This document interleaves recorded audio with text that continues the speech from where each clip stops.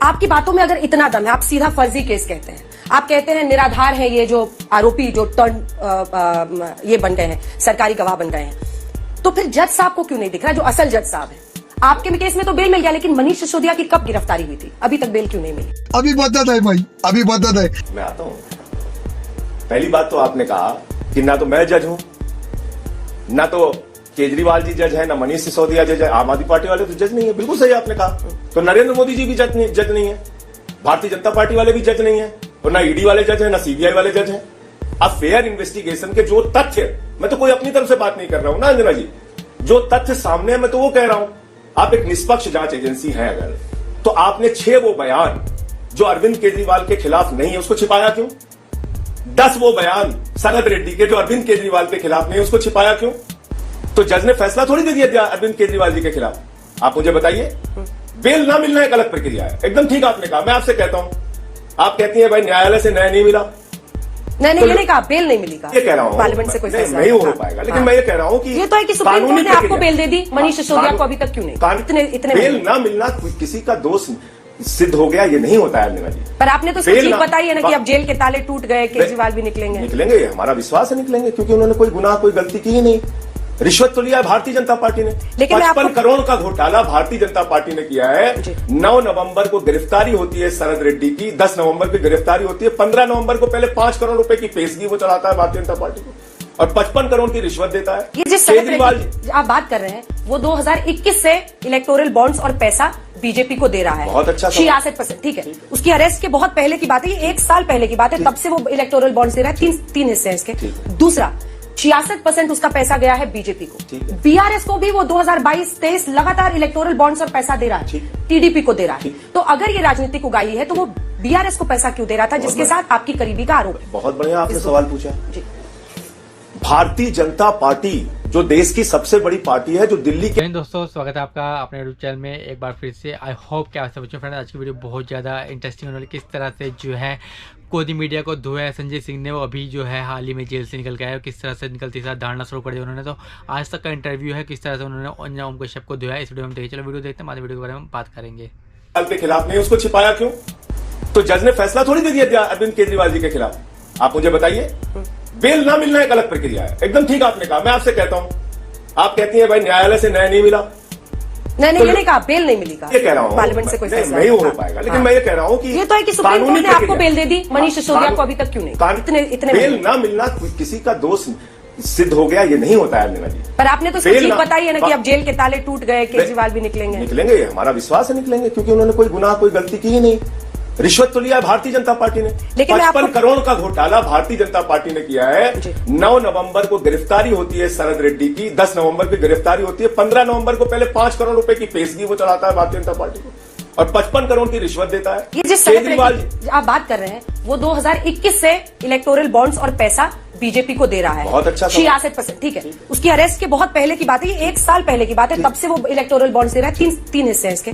दूसरा, 66% उसका पैसा गया है बीजेपी को। बीआरएस को भी वो 2022-23 लगातार इलेक्टोरल बॉन्ड्स और पैसा दे रहा है, टीडीपी को दे रहा है। तो अगर ये राजनीतिक उगाही है तो वो बीआरएस को पैसा क्यों दे रहा था, जिसके साथ आपकी करीबी का आरोप है? बहुत बढ़िया आपने सवाल पूछा।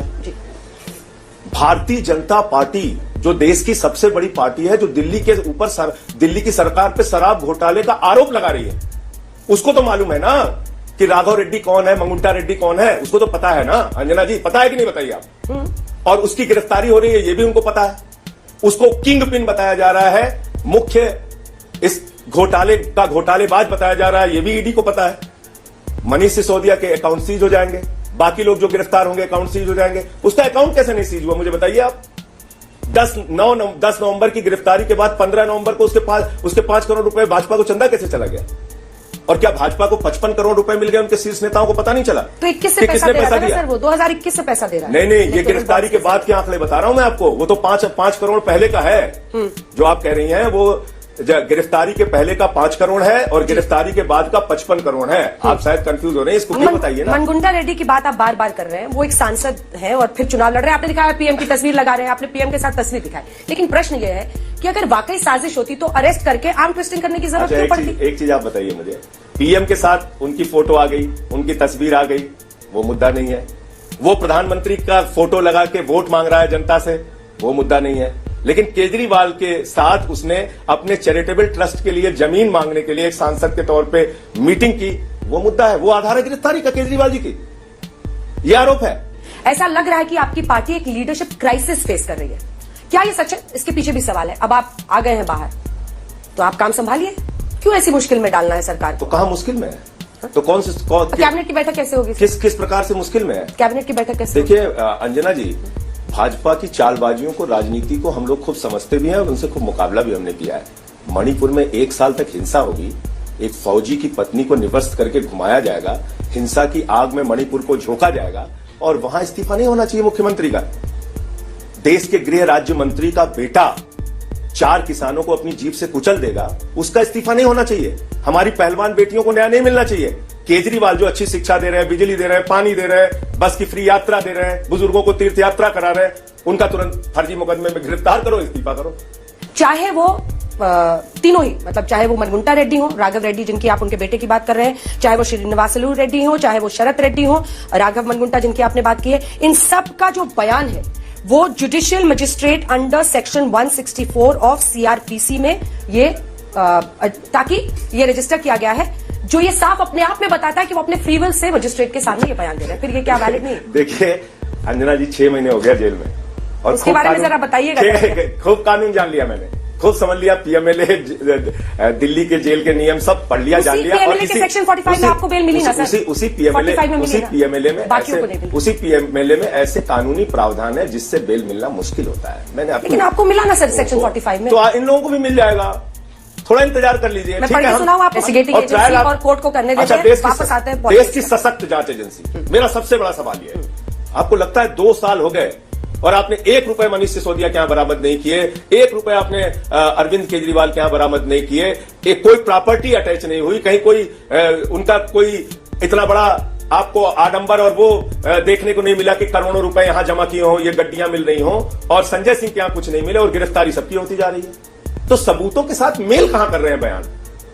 भाई आपने बिल्कुल ठीक कहा, क्योंकि आपने कहा था मैं एजेंसी का इस पर पक्ष रख दूं आपके सामने। आपने बिल्कुल सही एजेंसी का पक्ष क्या है? 164 में दिया गया बयान मजिस्ट्रेट के सामने का बयान होता है, हाँ, माना जाता है फ्री विल में स्वतः दे रहे हैं, ठीक है। हाँ। लेकिन एक बात और जान लीजिए आप, सेक्शन 50 का जो बयान होता है वो भी उतना ही महत्वपूर्ण है। जब सेक्शन 50 का बयान मुझसे लिया गया अंजना जी, तो मैं अपना फिर नहीं बोलता हूं, चलिए, जिससे भी सेक्शन 50 का बयान लिया जाता है उसको ये बताया जाता है ईडी के द्वारा, जिससे भी लिया जाता है, और आप चाहे ईडी के अधिकारियों से कंफर्म कर लीजिएगा अगर मैं कुछ गलत कह रहा हूं तो, उसको ये बताया जाता है कि देखो अगर तुमने सेक्शन 50 में कोई गलत बयान दिया तो ये प्रावधान है कि तुम्हें उसके खिलाफ कार्रवाई होगी। ये प्रावधान है सेक्शन 50 का। आप ईडी के अधिकारियों से भी कंफर्म कर लीजिएगा और किसी वकील से भी कंफर्म कर लीजिएगा। तो 7 बयान जो मंगुंटा रेड्डी के आते हैं ईडी के सामने, उसमें से 6 बयान पे सेक्शन 50 की कार्रवाई क्यों नहीं हुई? उसके 6 बयान को गलत मान के उसके खिलाफ कार्रवाई क्यों नहीं हुई? पहले तुमने केजरीवाल के बारे में क्यों नहीं बताया? ये सब बता रहे हैं ना आप लोग, अब देखते हैं कोर्ट क्या करता है। ठीक है, इसीलिए मैं कह रहा हूं, समीर महेंद्र प्रतीक्षा कीजिए, किसी सबूत से कोई बयान मेल नहीं खाएगा। ये घोटाला भारतीय जनता पार्टी ने किया, 55 करोड़ की मनी ट्रेल मिल चुकी है। अब तक एलजी साहब ने भाजपाइयों के खिलाफ जांच क्यों नहीं शुरू कराई? मुझे इस पे आश्चर्य है। सिर्फ 4 बयान जिसमें अरविंद केजरीवाल जी का जिक्र है, राघव रेड्डी, मंगुंटा रेड्डी, शरद रेड्डी, श्री अरविंद। बयान कुल दोनों एजेंसियों के सामने कितने हुए? 456 गवाहों के बयान, और इन 4 बयानों को भी जबरन जेल में रखकर 6 महीने जेल में रखने के बाद लिए गए। और इसके पहले भी इन्हीं लोगों ने, एक ने बाप बेटे ने मिला के 10 बयान दिए और दूसरे ने 12 बयान दिए, और 11 बयान दूसरे शरद रेड्डी के छिपाए गए, और 8 बयान बाप बेटे के उधर छिपाए गए। ये मंगुंटा रेड्डी वाला एंगल है, उसी में आखिरी सवाल ये जो लीगल, अच्छा, वो प्रधानमंत्री की फोटो लगा के वोट मांग रहा है। भाई ऐसे आदमी को क्यों आप अलाउ कर रहे हैं कि वो आपकी फोटो? अब तो क्लियर है ना अंजना जी, आज की तारीख में तो क्लियर है ना कि वो शराब का आपने लिखा ना किंग पिन, हमने तो नहीं लिखा।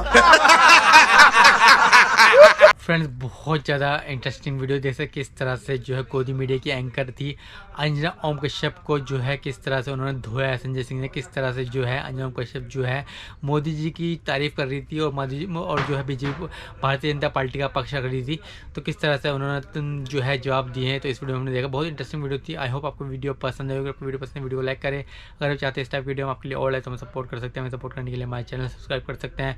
इस वीडियो में बैन करते हैं नेक्स्ट वीडियो में किसी नेक्स्ट टॉपिक के साथ। अपना बहुत सारा ध्यान रखिए, तब तक के लिए जय हिंद, जय भारत।